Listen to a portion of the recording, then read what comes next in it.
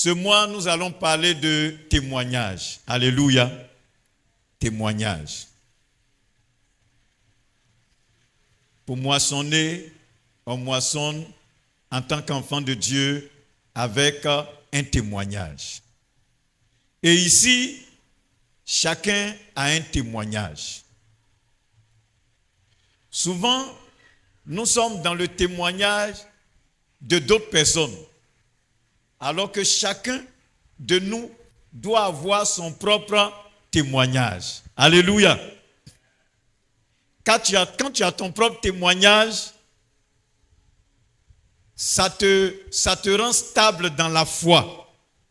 Mais quand tu es dans le témoignage des autres, souvent c'est difficile. Alléluia. Nous parlons de témoignage.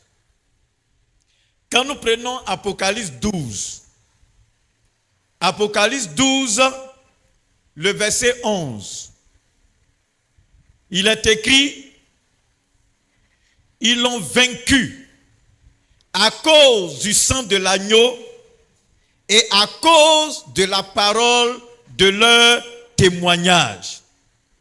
Et ils n'ont pas aimé leur vie jusqu'à craindre la mort. Alléluia. Ils l'ont vaincu à cause du sang de l'agneau et à cause de la parole de leur témoignage. Alléluia. Veuillez vous asseoir. Quand nous fouillons dans le dictionnaire nous dit que le témoignage, c'est la déclaration de ce qu'on a vu, de ce qu'on a entendu, pour servir d'établissement d'une vérité. Alléluia. Quelque chose que tu as vu, quelque chose que tu as entendu, pour pouvoir établir la vérité. Alléluia. Donc, les synonymes de témoignage, il y a attestation, il y a rapport. Le témoignage, c'est aussi une déposition. C'est-à-dire que quand au tribunal, on dit que tu es un témoin, parce que le témoin, c'est celui qui rend témoignage. Il dit, je vous enverrai le Saint-Esprit. Vous recevrez le Saint-Esprit survenant sur vous et vous serez mes témoins. C'est-à-dire le Saint-Esprit fait de nous des témoins. Et des témoins pour rendre témoignage. Alléluia. Donc le témoignage, c'est une déposition. Quand tu vas à la police ou bien tu vas à la gendarmerie, tu fais une déposition. Tu rends témoignage de ce que tu as vu, de ce que tu as vécu. Tu as été témoin d'un fait. Alléluia. Et étant enfant de Dieu, chacun a vécu quelque chose. Chacun a entendu quelque chose. Chacun a expérimenté quelque chose. Et donc, le témoignage ici, c'est la déclaration de ce que nous avons expérimenté. Gloire à Jésus. Si tu as expérimenté quelque chose dans le Seigneur et que tu déclares, tu parles de ça, tu es en train de faire une déposition. Bien. Et de la même manière, les dépositions dans les tribunaux ou bien dans les commissariats sont utilisées dans une affaire. C'est comme ça le témoignage que nous rendons a aussi de l'importance, a aussi de la valeur dans le combat spirituel que nous menons. Est-ce que quelqu'un me suit ce matin? Le diable a peur de notre témoignage. Le témoignage est important. C'est pourquoi souvent il blague des gens. Si tu témoignes là, tu seras attaqué. Pour ne pas que tu parles. Mais quand tu parles et puis tu es attaqué, ça veut dire que tu l'as dérangé. Ce qui est intéressant chez le diable, c'est que lui, en tout cas, si tu l'as dérangé, il réagit.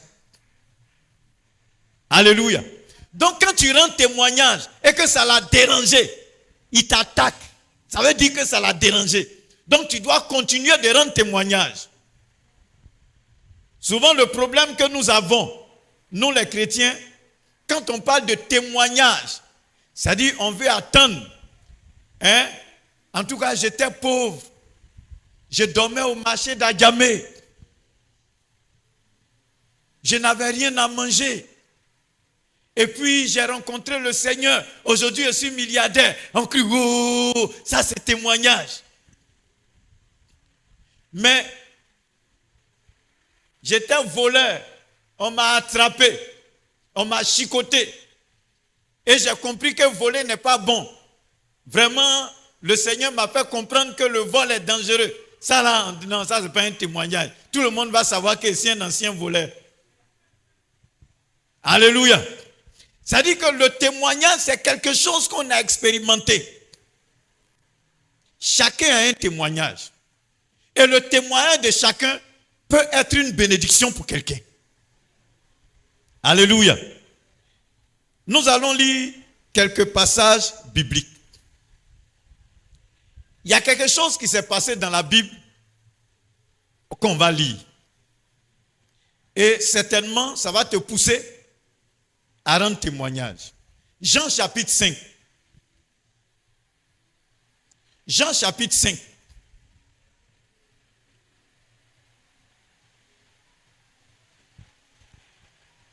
Du verset 1 au verset 17. Je lis, après cela, il y eut une fête des Juifs. Et Jésus monta à Jérusalem. Or, à Jérusalem, près de la porte des brebis, il y avait une piscine qui s'appelle en hébreu Bethesda. Et qui a 5 portiques. Sous ces portiques étaient couchés un grand nombre de malades, des aveugles, des boiteux, des paralytiques, qui attendaient le mouvement de l'eau. Car un ange descendait de temps en temps dans la piscine et agitait l'eau. Et celui qui y descendait le premier, après que l'eau avait été agitée, était guéri. Quelle que fût sa maladie. Là se trouvait un homme malade depuis 38 ans. Jésus l'ayant vu coucher et sachant qu'il était malade depuis longtemps, lui dit, veux-tu être guéri? Ça c'est une question. Hein? Quelqu'un qui est malade depuis 38 ans, il souffre, il cherche solution. Il est parti partout, dans tous les hôpitaux. Il n'a pas eu solution. Son argent est fini. Vous voyez, généralement, c'est quand l'argent est fini, maintenant on cherche Dieu. Et donc, on lui dit, ah, il y a une piscine là-bas. Là. Si tu es là-bas, et que l'eau remue, tu plonges, tu es guéri. Bon, puisque son argent est fini, certainement là-bas, c'est le dernier recours. Et donc, Jésus lui demande, veux-tu être guéri? Le malade lui répondit, Seigneur, je n'ai personne pour me jeter dans la piscine quand l'eau est agitée. Et pendant que j'y vais, un autre descend avant moi. Donc, il explique un autre problème. Le premier problème, il est malade depuis 38 ans. Et il est là parce que c'est son dernier recours. Deuxième problème, il dit, je n'ai personne. C'est-à-dire que tous ceux-mêmes qui l'avaient accompagné l'ont abandonné. Alléluia. J'étais à l'hôpital dernièrement en neurochirurgie. Il y a un malade qui a été abandonné. En fait, il était sur un chantier de maçonnerie et puis il a eu un accident. Un accident sur le chantier. Et ils l'ont emmené à l'hôpital. Ses amis venaient le voir, son frère même qui est le responsable du chantier.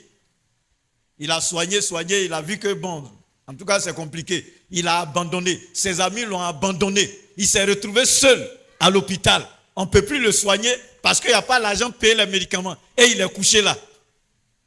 C'est les infirmières, les filles des salles là, souvent qui se cotisent pour lui apporter à manger. Quand on a acheté pommes pour lui donner, mais il faut voir sa joie. Il était content. C'est-à-dire que quand tu viens lui apporter quelque chose, tu deviens une personne importante dans sa vie. Donc cet homme-là, il a été aussi abandonné. Il n'a personne. Il dit, je n'ai personne pour me jeter dans l'eau. Il est en train de rendre témoignage aussi de sa vie. Alléluia. On dirait que tu ne me comprends pas bien. Quelque chose qu'il vit, quelque chose qu'il expérimente. Et ce qu'il vit, c'est qu'il est malade depuis 38 ans. Il souffre. Deuxième chose, c'est qu'il n'a personne dans la vie capable de le jeter dans l'eau quand l'eau remue. Alléluia. Il dit même quand il veut se débattre pour partir, il y a quelqu'un qui est déjà dans l'eau avant lui. Or, pour être guéri, il faut être le premier à rentrer dans l'eau. Alléluia. Jésus lui dit, lève-toi, prends ton lit et marche. Jésus ne lui dit pas, je vais te soulever pour te jeter dans l'eau. Il lui dit, lève-toi, prends ton lit et marche. Parce que lui qui remue l'eau là, c'est lui-même qui est arrêté à côté de toi. Tu fais la rencontre de celui qui remue l'eau. Donc tu n'as plus besoin de descendre dans l'eau. Lève-toi, prends ton lit et marche. Le témoignage qu'il a rendu a touché Jésus. Alléluia. Il dit à Jésus, je suis malade depuis longtemps. 1, 2, je n'ai personne pour me jeter dans l'eau. C'est-à-dire qu'ici, là, on m'a abandonné. Je dois rester là et je dois mourir. C'est ce que ça veut dire. Je ne vais jamais pouvoir rentrer dans l'eau. Jésus dit, bon, tu n'as personne. Aujourd'hui, tu as quelqu'un. Tu attends l'eau qui va remuer. Aujourd'hui, lui qui remue l'eau est avec toi. Prends ton lit et marche. La Bible dit, aussitôt, cet homme fut guéri. Il prit son lit et marcha. Est-ce qu'on peut acclamer Jésus?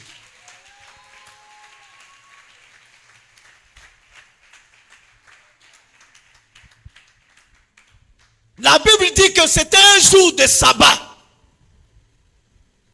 Sois béni. Le sabbat, c'est le jour de repos. Un jour d'adoration chez les Juifs. Et ce jour-là, on ne doit pas faire quelque chose, on ne doit pas faire de mouvement. Et c'est ce jour-là, le jour de repos. Jésus est venu apporter le repos à cet homme. Il dit, venez à moi, vous tous qui êtes fatigués et chargés, je vous donnerai du repos. Et cet homme, par ce témoignage, est venu à Jésus. Et Jésus lui a donné le repos. C'était un jour de sabbat. Les Juifs disent donc à celui qui avait guéri, c'est le sabbat. Alléluia. C'est le sabbat. Il n'était pas permis d'emporter ton lit. C'est-à-dire, voilà quelqu'un qui a couché là. Pendant longtemps, il n'a pas eu quelqu'un pour le jeter dans l'eau. Il n'a pas eu quelqu'un pour l'aider. Il vient d'être guéri. C'est là on lui dit, c'est le jour du sabbat. Ce que tu fais là, il ne faut pas faire. Il faut rester là. C'est-à-dire quelqu'un est guéri, on dit qu'il faut rester encore sous perfusion. C'est-à-dire il est guéri, on dit on va t'opérer quand même. Alléluia. C'est-à-dire il avait une tumeur. La tumeur disparaît. On fait radio, il n'y a plus de tumeur. On dit qui est sûr. Nous on a dit on va opérer, on t'opère. C'est le programme. Il faut rester là, on va t'opérer. Gloire à Jésus. Il n'était pas permis d'emporter ton lit. Voici la réponse de cet homme. Cette réponse-là m'a plu. Il dit, celui qui m'a guéri, celui qui m'a guéri m'a dit, prends ton lit et marche. Amen. Celui qui m'a guéri là, il m'a dit de prendre mon lit et de marcher. Donc ça veut dire, c'est une manière de, toi tu es qui? Alléluia. Il y a quelqu'un qui est capable de me guérir. Lui, il est venu m'apporter la solution. Le jour du sabbat, il pouvait attendre un autre jour. Mais le jour du sabbat, il m'a apporté la solution. Il m'a guéri. Et il m'a dit, lève-toi, marche. cet homme-là, il connaît aussi le sabbat. Il sait que c'est le jour du sabbat et puis il m'a dit de marcher. Donc je marche. Alléluia. Bien-aimé, est-ce que tu veux écouter la voix du Seigneur? Ça dit que voilà quelqu'un qui sait ce qu'il veut. Il sait avec qui il marche. La Bible dit ici, mais celui qui avait été guéri ne savait pas qui c'était. Il ne sait même pas c'est qui. Mais il dit, celui qui m'a guéri m'a dit de marcher. Donc moi je marche. Car Jésus avait disparu de la foule qui était en ce lieu. Depuis, Jésus le trouva dans le temple et lui dit, voilà, il a été guéri et il est allé dans le temple. Quand il a été guéri, il est allé pour rendre gloire à Dieu. Donc Jésus l'a trouvé où? Dans le temple. Jésus ne l'a pas trouvé dans maquis. Jésus ne l'a pas trouvé dans boîte de nuit. Jésus ne l'a pas trouvé chez les prostituées. Jésus l'a trouvé dans le temple. Alléluia.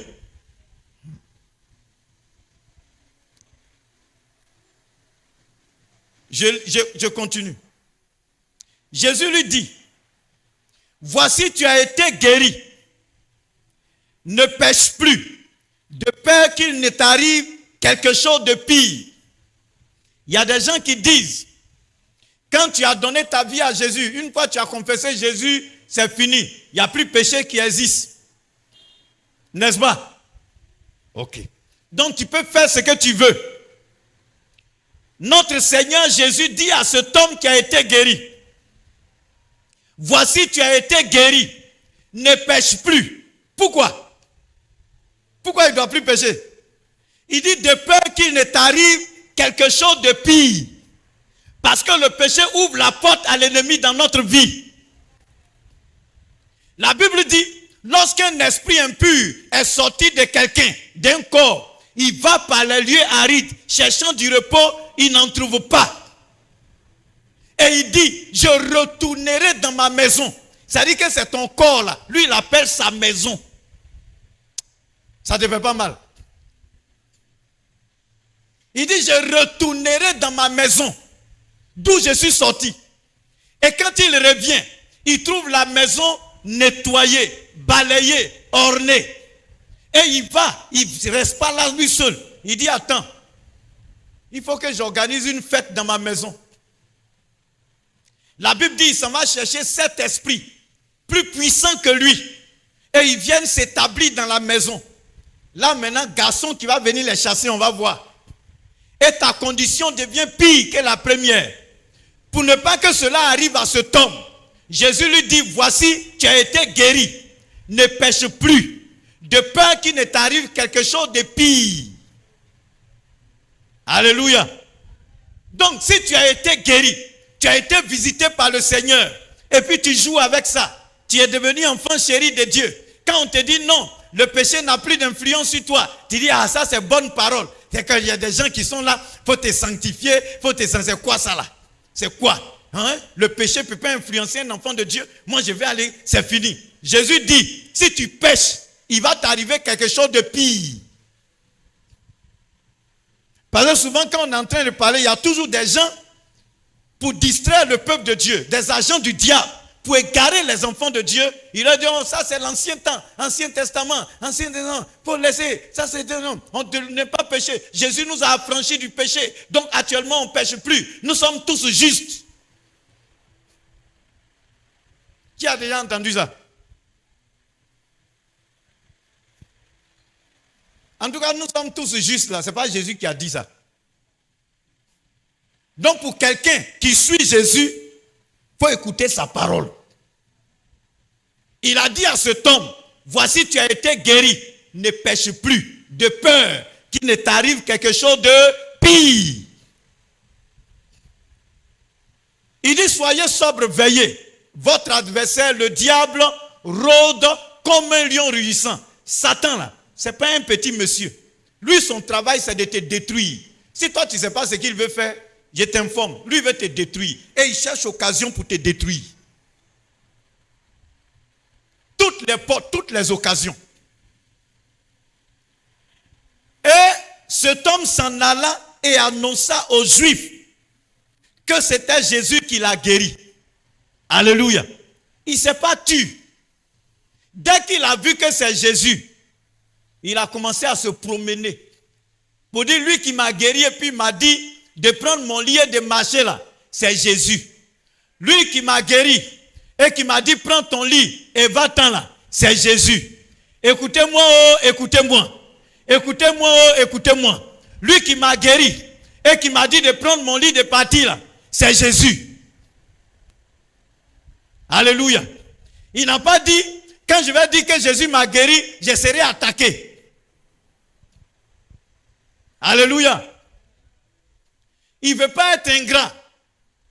Parce que son témoignage peut sauver aussi quelqu'un. Peut-être qu'il y a des gens aussi qui sont couchés là-bas pendant 40 ans. C'est-à-dire, quand j'ai lu l'histoire, ça m'a fait rire quand même. Voici des gens qui sont couchés là. Ils sont malades. Ils ont leurs parents à côté. Et devant eux, il y a quelqu'un qui vient. Lui qui n'a personne là. Bien aimé, je veux te dire, c'est quand tu n'as personne, Dieu agit. Si tu dis que tu n'as personne, place ta confiance en l'Éternel. C'est-à-dire, voilà quelqu'un qui n'a personne, et puis on le voit, depuis 38 ans, il est là. Bon, je me demande comment il fait pour se laver. Amen. Et il se lève. On lui dit, lève-toi. Il se lève, il prend son lit. Tout ce que vous avez trouvé à dire là, c'est le jour du sabbat, il n'était pas permis de prendre ton lit. Alléluia. Si c'est moi, si moi j'étais là aussi, à la piscine, hein? Dès que j'ai entendu prendre ton lit et puis le monsieur là s'est levé, lui qui a dit ça là, j'attrape son habit. Moi aussi, je n'ai pas duré ici. Alléluia. Mais ce n'était pas leur problème.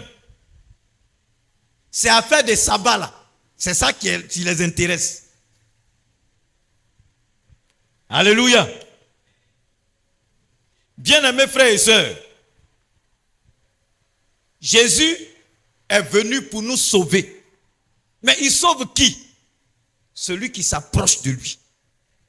Il dit, venez à moi, vous tous qui êtes fatigués. Cet homme-là était fatigué, il était chargé, il n'a personne. Il dit, dès qu'il a eu occasion, il dit, Seigneur, il dit, en tout cas, c'est-à-dire la réponse même que Jésus a donnée là, la question que Jésus a posée, il pouvait dire oui. Mais il a expliqué son problème. Il dit, je suis là il y a longtemps. Je n'ai personne pour me jeter dans l'eau. C'est à cause des guérisons que je suis venu. Donc déjà, dans ce qu'il explique là, il explique à Jésus que c'est à cause des guérisons, mais il est là. Hein. Ce que tu m'as demandé, c'est à cause de ça ici. Mais le vrai problème que j'ai là, voici ça. Je n'ai personne. Et je ne suis pas rapide aussi pour arriver. Alléluia.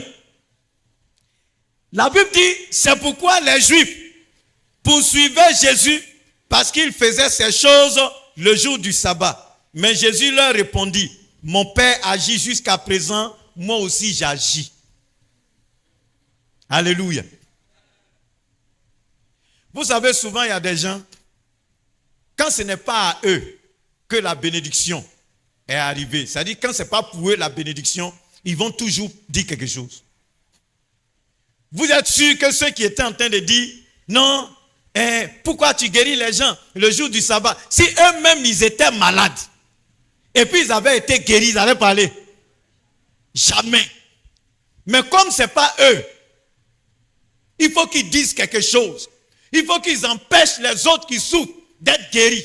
Et il y a toujours des gens comme ça. Nous sommes nés, on a trouvé des gens comme ça. On va partir, on va laisser des gens comme ça. Tant que Jésus n'est pas revenu, il y aura toujours des gens comme ça sur la terre.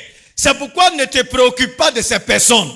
Concentre-toi sur l'objectif que tu veux. Qui tu veux regarder, qui tu veux voir, avec qui tu veux marcher. Qui est ton sauveur, qui est ton rédempteur. Concentre-toi sur ton Rédempteur. Concentre-toi sur ton Sauveur. Alléluia. Cet homme a fait quelque chose. Il ne s'est pas tu. Il a rendu témoignage de celui qui l'a guéri. Il a déclaré publiquement, c'est Jésus qui m'a guéri. Alléluia. Souvent, il y a des gens qui vivent des situations. Ils ont perdu espoir. Ils ont perdu espoir. Ils ne savent pas qui peut les aider. Ton témoignage peut sauver quelqu'un. Je me souviens qu'un jeune homme a rendu témoignage quelque part. Et son témoignage a délivré un groupe de personnes qui vivaient dans la masturbation. Il dit qu'il était esclave de la masturbation. Au point où, je vous dis, c'est-à-dire, si quelqu'un vit dans la masturbation, il faut te renseigner. En tout cas, il faut te renseigner. Tu es en train de détruire ton corps. C'est-à-dire, quand on enlève même le volet péché là, c'est déjà un péché. Mais quand on enlève ça, c'est-à-dire toi-même, tu es en train de te détruire physiquement. Parce que chaque fois que tu es en train de faire ça là, tu prends de l'air, tu prends de l'air, tu prends de l'air, tu vas te détruire. Si tu ne crois pas, va voir un médecin et puis renseigne-toi. Alléluia. Donc il était en train de détruire sa vie. Il était devenu esclave, accro. Et puis il a rencontré Jésus. Quand il a accepté Jésus, ça dit il souffre, mais il ne sait pas comment il va faire pour arrêter. Quand il a rencontré Jésus, au cours d'une prière, sa seule préoccupation, Seigneur, est-ce que tu peux me délivrer de ce problème? Je souffre. Seigneur, je souffre. Seigneur, je souffre. Pendant qu'il était en train de prier, il était tellement sincère. Il a prié jusqu'à... Il dit non. Peut-être que ça là, Dieu ne m'entend pas bien. Pendant la prière, il est allé vers le pasteur. Il dit, pasteur, depuis la prière a commencé, je vais être délivré. Je vais être délivré de la masturbation. Je suis accro à la masturbation. Il faut que je sois délivré. Je suis esclave. Que Dieu ait pitié de moi. Là, ça ne va pas. Au niveau de ma hanche, j'ai des problèmes. À force de me masturber. Pendant qu'il était en train de parler, le pasteur l'a regardé.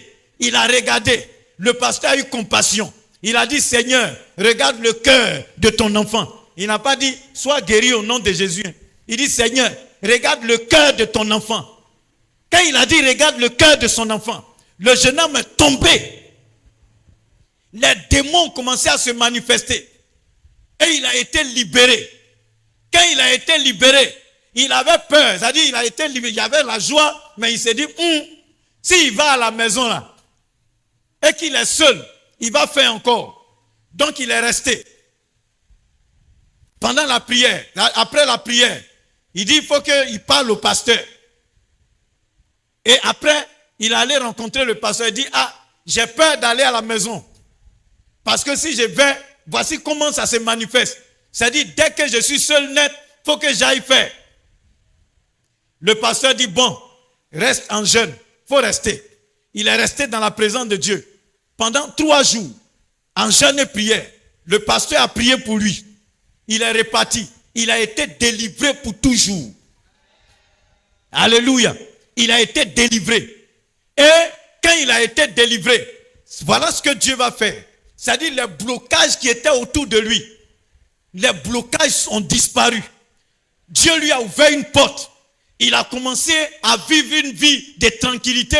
Il avait en tout cas un emploi. Et puis il a commencé à mener une vie paisible. Et quand il a rendu le témoignage, alléluia, à son ami, parce que souvent, en fonction de ce qu'on fait, on a des amis qui font ça. Il faut dire amen. Ce que tu fais là, tu as ton ami. Alléluia. Il y a une chanson en baoulé qui dit sans qu'on ça les jamvoué. Momi jamvoué les Jésus.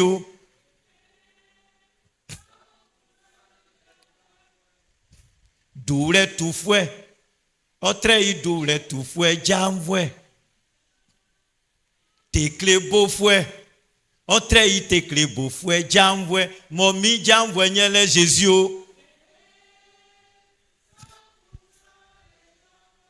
Alléluia. Chacun sait qui il prend comme ami. Si tu te masturbes, ton ami, il se masturbe. Vous êtes amis, vous vous entendez. Si tu es prostituée, ton ami est prostitué. Parce que vous vous entendez. Voleur a pour ami voleur. Si toi, tu as pour ami, ça dit que tu n'es pas voleur. Et puis tu as pour ami voleur. Tu es un voleur. Alléluia. Tu es un voleur. Quand il vole là, tu manges aussi. Il est braqueur. Il braque, il achète iPhone, il t'envoie, tu prends. Tu dis, moi, je ne suis pas braqueur. J'ai pris pour lui, il n'a qu'à changer. Dieu n'a qu'à toucher son cœur. Pourtant, tu sais que iPhone, tu as en main là. C'est l'argent de braquage. Quand on entend parler des braqueurs de la BCAO, les gens ont braqué telle banque, les gens ont braqué telle banque. Tu dis, mais les gens là, ils volent. Oh, toi-même, tu es un voleur.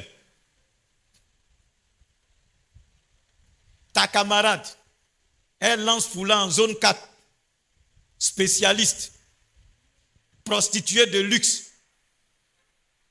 C'est toi maintenant, tu lui donnes non. Tu dis non, ma camarade, elle n'est pas prostituée. Hein. Elle est escorte.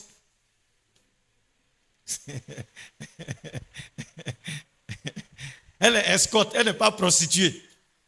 En fait, tu es en train de couvrir son péché parce que ça te plaît. Quand elle finit d'escorter là, l'argent d'escorte là, tu manges aussi. Et quand on entend elle parler, non, moi je suis marié, je ne fais pas ça. Non, moi je suis marié, j'ai fait quoi, elle est chaud comme ça. Mais toi-même, tu sais que ce que tu as là, ce n'est pas ton mari qui t'a donné, c'est ta camarade escorte là. C'est-à-dire qu'elle est allée à l'école, elle est allée à l'université, elle a fait faculté d'escortage. Combien de pas ça? Hein? Combien de pas ça? Ah, ça n'existe pas. On va créer ça. Ah, non. C'est vrai qu'à l'université, il n'y en a pas, mais pour faire un travail, on se forme. C'est quel travail on fait, on ne se forme pas. On se forme.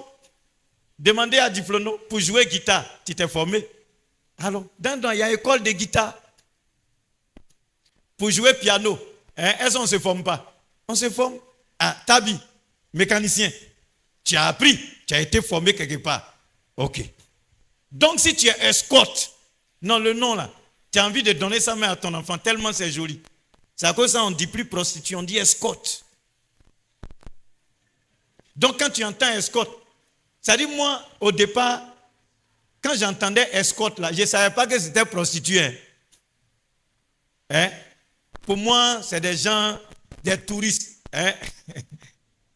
Tu arrives à Abidjan, quelqu'un qui va te montrer la ville. Comment? Un guide. C'est comme ça, moi, je voyais. Mais le jour où j'ai découvert que c'est prostituée, et puis il y a garçon escorte. Il y a garçon escorte. Souvent, quand on est en train de dire escorte, les garçons là, ils sont là, ils voient les femmes là seulement. Il y a garçon escorte. Lui aussi, il est là. C'est-à-dire, une femme arrive, elle arrive à Abidjan. Elle a besoin de quelqu'un pour un mois. Lui, il va l'escorter pendant un mois. On paye son argent. Lui aussi, il roule voiture et puis on l'envie. Tiré à voiture, il roule dedans. Dernier cri de Mercedes. Tu fais quel travail? Escorte. Alléluia. Alléluia. Bien-aimé, chacun a son ami. Les escortes là, ils sont amis entre eux. Les voleurs sont amis entre eux. Les sorciers sont amis entre eux. Alléluia. Souvent, mais ils font semblant, comme s'ils ne se connaissent pas. Comme s'ils ne se parlent pas, mais ils se parlent. Gloire à Jésus. Ils se parlent. C'est-à-dire, c'est devant nous, ils font semblant. Comme s'ils ne se parlent pas. Oh, ils s'entendent bien. Alléluia. Vous voulez que je vous rende un témoignage? Hein? Alléluia. C'est une histoire qui s'est passée au Nigeria et je crois qu'ils ont fait un film avec. C'est un jeune homme qui travaillait avec un homme de Dieu. En tout cas, le jeune homme était vraiment oint. Dieu l'utilisait. Et son père spirituel lui a dit, regarde dans l'église là, forcément il y a une femme pour toi. Dispose-toi, on va faire ton mariage. Il dit non. Dieu lui a dit que sa femme n'est pas là. Alléluia. Que le jour où Dieu va lui montrer sa femme, il viendra, la première personne à qui il va dire, le vieux, c'est toi. Ok. Donc ils sont là. Or, l'évangélisation qu'il fait dérangeait le diable. Donc ils ont délégué quelqu'un pour le détruire. Donc ils ont préparé une personne. Elle aussi, elle a commencé à évangéliser. Bon, nous sommes à Abidjan. C'est comme si elle est quittée à Boaké. Elle a prêché l'évangile depuis Boaké jusqu'à elle est arrivée à Abidjan. Et puis les deux se croisent. Et puis ils échangent. En tout cas, lui, il aime l'évangélisation. Elle aussi, là, elle dort dans l'évangélisation. Quand tu la regardes physiquement, toi-même, tu avales salive parce qu'elle est belle. Il vient maintenant dire à son père spirituel, j'ai rencontré la femme de ma vie. Son père spirituel dit, tu l'as rencontré comment? Il explique. Il dit, oh, quand il a vu là, le Saint-Esprit a commencé à parler dans son cœur. C'était trop fort, il était sous onction. Alléluia. Bien-aimé, je vais vous dire quelque chose. Les dons spirituels, là, il ne faut pas prendre pour jouer. Généralement, les gens qu'on piège facilement, c'est les gens qui sont tout le temps en train de... Pour manger même, le Saint-Esprit m'a dit de manger. Pour boire de l'eau, le Saint-Esprit m'a dit de boire l'eau. Pour se laver, le Saint-Esprit m'a dit de me laver. Non, le Saint-Esprit m'a dit de m'asseoir comme ça aujourd'hui. Ça dit tous ceux qui veulent, c'est Saint-Esprit, Saint-Esprit, Saint-Esprit, Saint-Esprit. Les gens comme ça, on les piège facilement. Le Seigneur a dit, tu aimeras l'Éternel ton Dieu de tout ton cœur, de toute ton âme, de toute ta force et de toute ton intelligence. Ton intelligence. Alléluia. Il y a des choses que Dieu a déjà mis en nous. Si j'ai faim, je n'ai pas besoin que le Saint-Esprit me dise, mange. J'ai faim, je cherche la nourriture, je mange. Maintenant, là où le Saint-Esprit peut me parler, j'ai faim, tu m'envoies à manger. Il dit, ne mange pas ça. Va manger ce que toi-même tu as préparé. Là, c'est le Saint-Esprit qui m'a parlé. Alléluia. J'ai soif. Je prends de l'eau. Voilà l'eau. Je prends, je bois. À moins que le Saint-Esprit me dise, l'eau qui est là, ça a été empoisonné. Va prendre telle eau. Alléluia. Mais le Saint-Esprit dit que je n'ai qu'à boire l'eau aujourd'hui. Mais tu as besoin d'eau dans ton corps. Le Saint-Esprit n'a pas besoin de te dire ça d'abord avant de boire de l'eau. Alléluia. Ou bien il y a beaucoup de gens ici comme ça. Hein? Pour boire de l'eau, là, il faut que le Saint-Esprit te dise. Mais tu seras, comment on appelle ça? Hydraté, déshydraté plutôt. Excusez-moi. Tu seras déshydraté, tu vas mourir, et puis on va dire les sorciers l'ont tué. Oh, ils ne sont même pas au courant. Alléluia. On dit qu'il faut manger. Non, le Saint-Esprit dit de ne pas manger. Bon, attends. S'il t'a dit de ne pas manger, c'est qu'il t'a dit de jeûner. Au moins, il t'a dit jeûne. S'il ne t'a pas dit de jeûner, tu dois manger. Quand tu vas avoir un problème de santé, c'est oh, les sorciers. Attends. Alléluia. Pour porter habit, le Saint-Esprit dit de porter veste aujourd'hui. Le Saint-Esprit dit de porter veste. Vous voyez, j'ai mis veste, non? C'est le Saint-Esprit qui m'a dit de porter ça. Aïe. Alléluia. c'est la distraction. Et c'est comme ça, il a été piégé. Et il a tellement insisté. Son père spirituel dit, bon, de toute façon tu t'en vas là.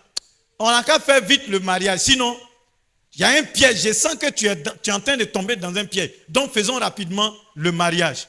Parce qu'il lui mettait la pression. Donc ils ont organisé le mariage. Ils se sont mariés.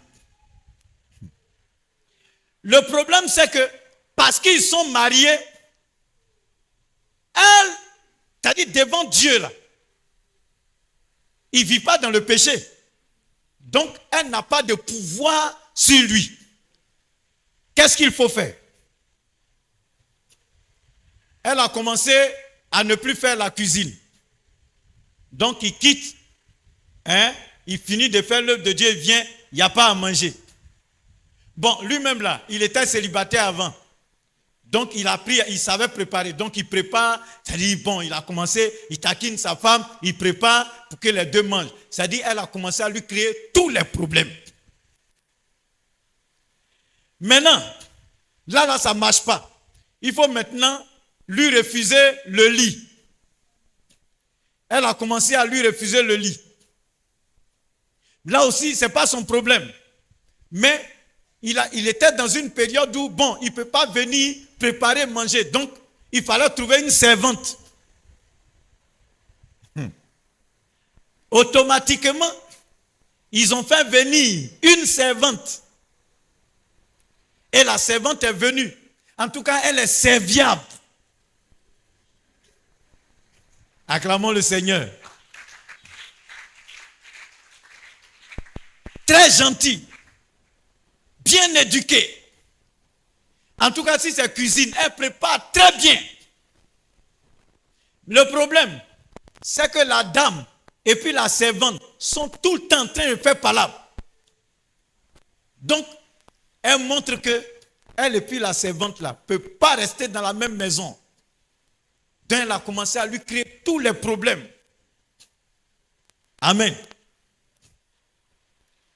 Donc, lui maintenant, quelqu'un qui te fait à manger, quelqu'un qui s'occupe de toi, qui nettoie tes habits, qui nettoie la maison, qui prend soin de la maison, et puis on la maltraite, qu'est-ce que tu fais? Tu vas lui montrer de l'attention. Ah, voilà. Donc il a commencé à se rapprocher de la servante. En tout cas, il faut laisser, faut laisser comme ça. Fais ton travail de toutes les façons. Moi, je reconnais le travail que tu fais. Il faut laisser, pas t'occuper. Donc, elle faisait son travail. Et pendant un long moment, elle refuse d'aller avec lui. Et puis, un matin, elle se lève. Elle quitte la maison. Pour un long moment. La servante est là. En tout cas, elle est serviable. Elle s'occupe de la maison. Et il était dans une période de faiblesse. À force de réfléchir, Mais pourquoi sa femme peut faire ça? Quelqu'un qui craignait Dieu, quelqu'un qui évangélisait, quelqu'un qui faisait ça, en train de réfléchir. La servante, comme lui, il avait l'habitude de consoler la servante. Elle aussi, elle est venue pour le consoler. Pour lui, bon, il faut laisser, tanti va revenir, il faut laisser, tanti va revenir, tanti va revenir, tanti va revenir, tanti va revenir.